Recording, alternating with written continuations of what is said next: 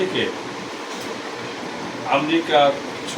America শিল্প কারখানায় শ্রমিকরা আসতো কাজের সন্ধানে।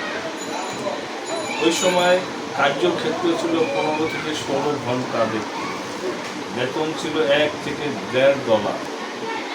এর প্রতিবাদে শ্রমিকরা আন্দোলন করে।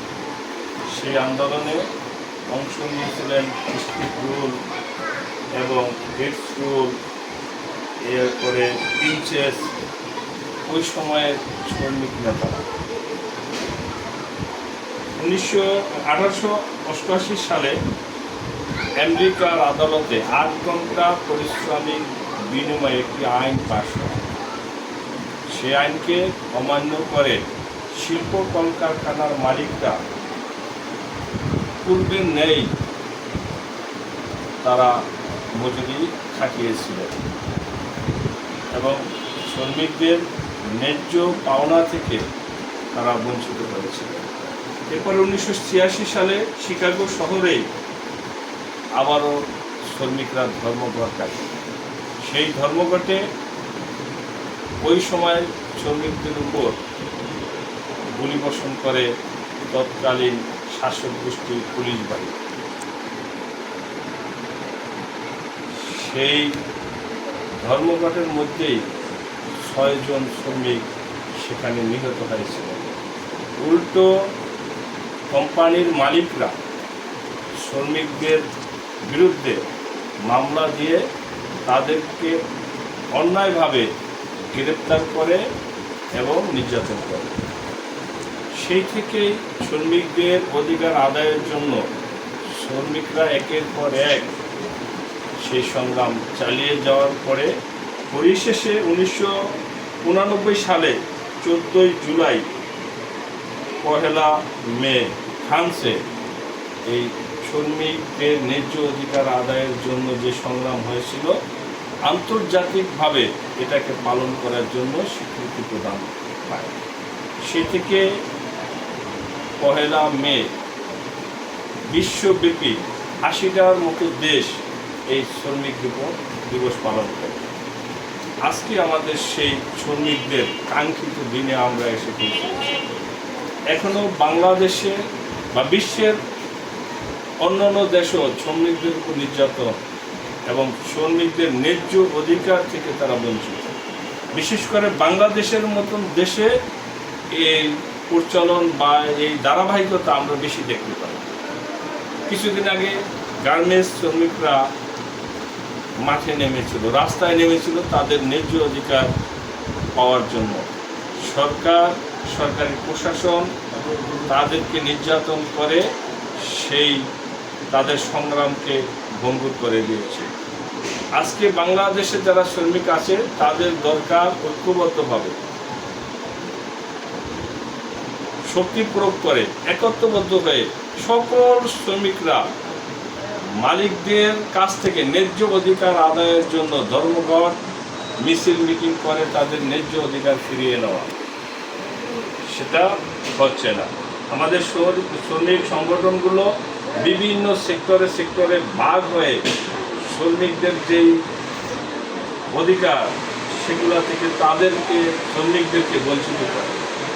তারা হয়তো কিছু মুনাফা বা তারা কিছু অর্থলোভীর কারণে তারা শ্রমিকদের মাঠে নামিয়ে তারা কিছু অংশ লাভ করে বা কিছু অর্থের লোভে তারা পিছপা হয়ে যায়। শ্রমিকরা মাঝপথে রাস্তায় পড়ে থাকে।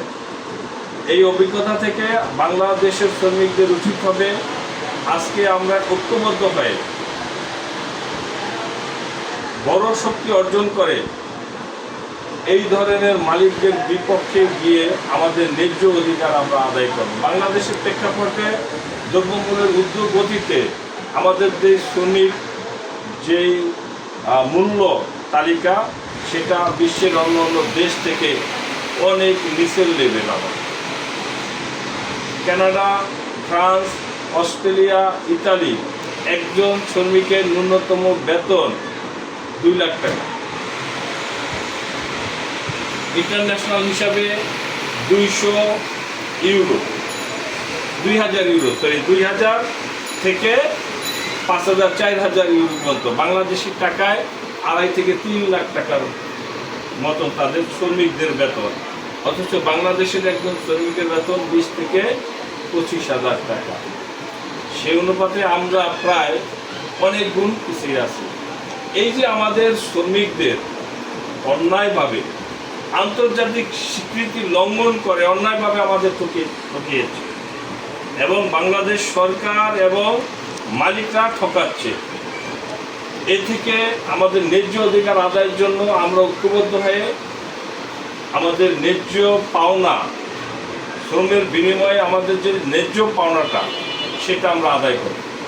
বাংলাদেশে দ্রব্যমূল্যের ঊর্ধ্বগতিতে একটা সংসারে এই সময় কমপক্ষে 60 থেকে 70 হাজার টাকা দরকার।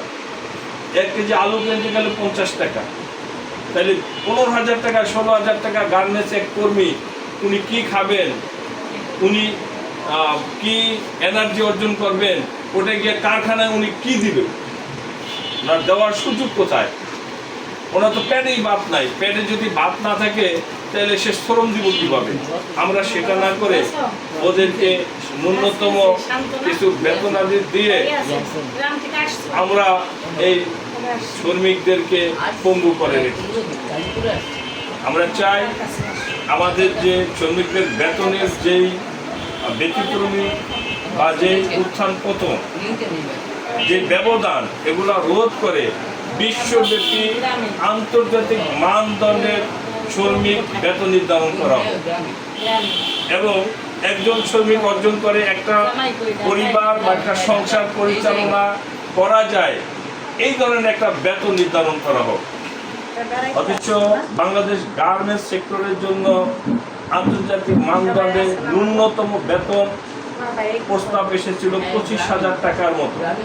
সেটা বাংলাদেশ সরকার এবং এই বাংলাদেশের শ্রমিক ফেডারেশন বা বাংলাদেশ শ্রমিক যে কলকারখানাগুলো আছে, গার্মেন্টস কোম্পানিগুলো মালিকরা সেটাকে কার্ডশিট করে এখন সম্ভবত 13-14 হাজার বা 12,000 টাকায় একটা নির্ধারণ করেছে। এটাও আন্তর্জাতিক মানদণ্ডের মধ্যে পড়ে না, যার জন্য আমরা চাই আন্তর্জাতিক মানদণ্ডে মানব অধিকারের ভিত্তিতে আমাদের শ্রমিকের ন্যায্য বেতন আমরা আদায় করব। এই জন্য আমাদের বসে থাকলে হবে না, যার যার ন্যায্য অধিকার তাদেরকে শক্তি প্রয়োগ করে সংগ্রাম করে এরপরে মিটিং মিছিল আলোচনার মাধ্যমে সঠিক অর্জনটা আমাদের তাদের কাছ থেকে বুঝে নিতে হবে। আমরা আজকে থেকে চেষ্টা করব আমাদের ন্যায্য অধিকার, শ্রমিকদের ন্যায্য অধিকার তারা যেন ফিরিয়ে পায় এবং তারা আন্তর্জাতিক মানদণ্ডের উপর ভিত্তি রেখে বাংলাদেশ শ্রমিকদের জন্য বেতন প্রদান করা হয়, এই আশা রেখে আমি আমার বক্তব্য শেষ করছি। আসসালামু আলাইকুম।